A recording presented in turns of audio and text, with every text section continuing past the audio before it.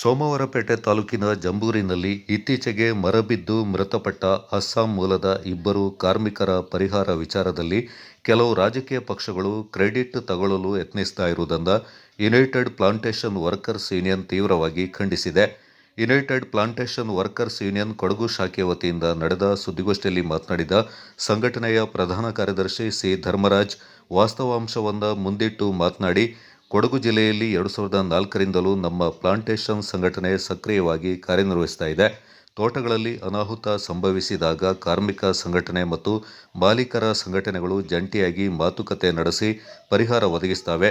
ದುರಂತ ಸಂಭವಿಸಿದ ದಿನವೇ ನಾವು ಐಆರ್ ಅಧಿಕಾರಿಯೊಂದಿಗೆ ಸಂಧಾನ ನಡೆಸಿ ಕಂಪನಿಯಿಂದ ಮೃತರ ಕುಟುಂಬಗಳಿಗೆ ತಲಾ 5 ಲಕ್ಷ ರೂಪಾಯಿಯಂತೆ ಈಗಾಗಲೇ 10 ಲಕ್ಷ ರೂಪಾಯಿ ಪರಿಹಾರ ವಿತರಣೆ ಮಾಡಲಾಗಿದೆ. ಮರಣ ಪ್ರಮಾಣ ಪತ್ರ ಬಂದ ಬಳಿಕ ಪಿಎಫ್ ಒಳಗೊಂಡಂತೆ ಒಟ್ಟು 30 ಲಕ್ಷದಷ್ಟು ಮೊತ್ತ 2 ಕುಟುಂಬಗಳಿಗೆ ಸಿಗಲಿದೆ. ಆದರೆ ಈ ಹೋರಾಟವನ್ನು ತಾವೇ ಮಾಡಿದ್ದು ಅಂತ ಕೆಲವು ರಾಜಕೀಯ ಪಕ್ಷಗಳು ಹೇಳಿಕೊಳ್ತಾ ಇರುವುದು ಹಾಸ್ಯಾಸ್ಪದ ಅಂತ ಆಕ್ರೋಶ ವ್ಯಕ್ತಪಡಿಸಿದರು. ಮೊನ್ನೆ 29/7/2026ರಲ್ಲಿ ಸೋಮವಾರಪೇಟೆ ತಾಲೂಕು ಜಂಬೂರು ಅಲ್ಲಿ ಒಂದು ಮರ ಬಿದ್ದು ಇಬ್ಬರು ಮರಣ ಹೊಂದಿರ್ತಾರೆ ಅಸ್ಸಾಂ ಕಾರ್ಮಿಕರು. ಅದೆಲ್ಲರಿಗೂ ಗೊತ್ತಿರತಕ್ಕಂಥ ವಿಚಾರ. ಆ ಸಂದರ್ಭಕ್ಕೆ ಕೆಲವು ರಾಜಕೀಯ ಪಕ್ಷದವರು ಅಲ್ಲಿ ಪರಿಹಾರ ಕೊಡಿಸ್ತಕ್ಕಂಥದಕ್ಕೆ ನಾವೇ ಹೋರಾಟ ಮಾಡ್ತಾಯಿದ್ದೀವಿ ಅಂತೇಳಿ ಒಂದು ಹೇಳಿಕೆಯನ್ನು ಕೊಟ್ಟಿದ್ದಾರೆ, ಪತ್ರಿಕೆ ಬಿಡುಗಡೆ ಮಾಡಿದ್ದಾರೆ. ಸೊ ಅದು ಏನು ನಡೀತೆ ಅನ್ನೋ ವಾಸ್ತವಾಂಶನ ಹೇಳೋದಕ್ಕೋಸ್ಕರ ನಾವು ಇವತ್ತು ಮುಂದ್ಕಂದಿದ್ದೀವಿ. ಇವತ್ತು ವಿಚಾರ, ನಾವು ಈ ಕೊಡಗು ಜಿಲ್ಲೆಯಲ್ಲಿ ಸುಮಾರು 2004ರಿಂದ ನಮ್ಮ ಪ್ಲಾಂಟೇಶನ್ ಸಂಘಟನೆ, ಕಾರ್ಮಿಕ ಸಂಘಟನೆ ಇಡೀ ಕೊಡಗು ಜಿಲ್ಲೆಯಲ್ಲಿ ಕೆಲಸ ಮಾಡ್ತಾಯಿದೆ. ಇಲ್ಲಿ ಯಾವುದೇ ಆಗುವಗಳಾದಾಗ, ತೋಟಗಳಲ್ಲಿ ಆದಾಗ ನಾವು ಕಾರ್ಮಿಕ ಸಂಘಟನೆ ಮತ್ತು ಮಾಲೀಕ ಸಂಘಟನೆ ಎರಡೂ ಸೇರಿ ಅವರಿಗೆ ಕಾರ್ಮಿಕರಿಗೆ ಏನು ಸವಲತ್ತು ಸಿಗಬೇಕು ಅದನ್ನು ಕೊಡಿಸ್ತಾ ಇದ್ದೀವಿ.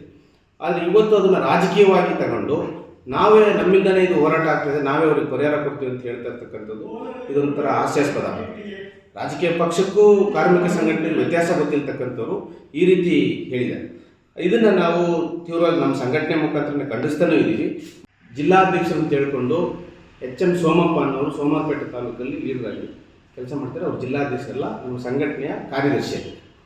ಅವರು ಈ ಭಾಗಗಳಲ್ಲಿ ಏನು ಹೇಳ್ತಾರೆ ಅಂದರೆ, ನಾವು ಜಿಲ್ಲಾಧ್ಯಕ್ಷರು ಅಂತ ಹೇಳ್ಕೊಂಡು ಕಾಂಗ್ರೆಸ್ಸಿನ ಒಬ್ಬ ವ್ಯಕ್ತಿಗೆ ಜಿಲ್ಲಾಧ್ಯಕ್ಷರ ಸ್ಥಾನ ಕೊಡಬೇಕಂತ ಹೇಳ್ತಾರೆ. ನಮ್ಮ ಸಂಘಟನೆ ಇರ್ತಕ್ಕಂಥದ್ದು ಕಮ್ಯುನಿಸ್ಟ್ ಪಕ್ಷದ ಅಡಿಯಲ್ಲಿ ಇರ್ತಕ್ಕಂಥ ಸಂಘಟನೆ, ಅದರ ಲೀಡ್ರು ಅವರು ಇಷ್ಟು ವರ್ಷಗಳ ಕಾಲ ಕೆಲಸ ಮಾಡ್ತಾರೆ. ಆದರೆ ಅವರು ಕಾಂಗ್ರೆಸ್ಸಲ್ಲಿ ಇರ್ತಕ್ಕಂಥ ಒಬ್ಬರಿಗೆ ಜಿಲ್ಲಾಧ್ಯಕ್ಷರು ಕೊಡಬೇಕಂತೇಳಿ united plantation workers union AITUC ನಾವು ಒತ್ತಾಯ ಮಾಡ್ತೀವಿ ಅಂತ ಹೇಳ್ತಾಯಿದ್ದಾರೆ. ಆ ಸಂಘಟನೆಯ ಪ್ರಧಾನ ಕಾರ್ಯದರ್ಶಿಯಾಗಿ ನಾನು ಅದನ್ನು ಖಂಡಿಸ್ತಾ ಇದ್ದೀನಿ. ಅವರು ನಮ್ಮ ಗಮನಕ್ಕೆ ತರದಲ್ಲೇ, ನಮ್ಮ ಸಮಿತಿ ಇದೆ, ಆ ಸಮಿತಿ ಗಮನಕ್ಕೆ ತರದಲ್ಲೇ ಈ ರೀತಿಯಾಗಿರ್ತಕ್ಕಂಥ ಒಂದು ಸುಳ್ಳು ಹೇಳಿಕೆ ಕೊಟ್ಟು ಅವರು ಯಾವುದೋ ಲಾಭಕ್ಕೋಸ್ಕರ ಮಾಡಿರ್ತಕ್ಕಂಥದ್ದು ಖಂಡಿಸ್ತಾ ಇದ್ದೀವಿ. ಮುಂದಿನ ದಿನಗಳಲ್ಲಿ ಅವ್ರ ಮೇಲೆ ನಾವು ಕ್ರಮ ತಗೊಳ್ತೀವಿ ಅಂತ ಹೇಳ್ತಾ ಇಷ್ಟು ವಿಚಾರಗಳನ್ನ ನಮ್ಮ ಮುಂದೆ ವ್ಯಕ್ತಿಗಳಿಗೆ ನಾವು ಪರಿಹಾರ ಕೊಡೋದಕ್ಕೆ ಇಮಿಡಿಯೇಟಾಗಿ ಅವತ್ತೇ ಮಾತಾಡಿ ಅಲ್ಲಿ IR ಆಫೀಸರ್ ಜೊತೆ ಮಾತಾಡಿ ಅವರಿಗೆ 10 ಲಕ್ಷ ಈಗಾಗಲೇ ಪರಿಹಾರ ಬಿಡುಗಡೆ ಆಗಿದೆ. ತಲಾ 5 ಲಕ್ಷ ರೂಪಾಯಿ ಬಿಡುಗಡೆ ಕಂಪ್ನಿಯಿಂದ ಕೊಟ್ಟಿದ್ದಾರೆ. ನಂತರ PF ಮತ್ತು ಬೇರೆ ಬೇರೆ ವಿಚಾರಗಳು ಅದನ್ನು ಅವರು ಮೃತ ಸರ್ಟಿಫಿಕೇಟ್ ಬಂದ ಮೇಲೆ ಅದನ್ನು ಅವರು ಬಿಡುಗಡೆ ಮಾಡ್ತಾರೆ. ಅವ್ರಿಗೆ ಒಟ್ಟು ಆದಾಯವಾಗಿ ಒಂದು 30 ಲಕ್ಷ ರೂಪಾಯಿ ಅವರಿಗೆ ಇಬ್ಬರು ಫ್ಯಾಮಿಲಿಗೆ ಸಿಗ್ತದೆ. ಇದು ಕಾರ್ಮಿಕ ಸಂಘಟನೆ ಮತ್ತು ಮಾಲೀಕ ಸಂಘಟನೆ ನಡುವೆ ನಡೆದಿರ್ತಕ್ಕಂಥ ಸಂಧಾನ ಸಭೆ. ಇದು ಕೆಲವು ರಾಜಕೀಯ ಪಕ್ಷದವರು ಇದನ್ನು ಈ ರೀತಿ ಬಿಂಬಿಸ್ತಕ್ಕಂಥದ್ದು ಸರಿಯಲ್ಲ ಅನ್ನೋದನ್ನು ಈ ಮಾಧ್ಯಮದ ಮುಖಾಂತರ, ತಮ್ಮಗಳ ಮುಖಾಂತರ ಇದನ್ನು ನಾವು ಬಿಡುಗಡೆ ಮಾಡ್ತೇವೆ.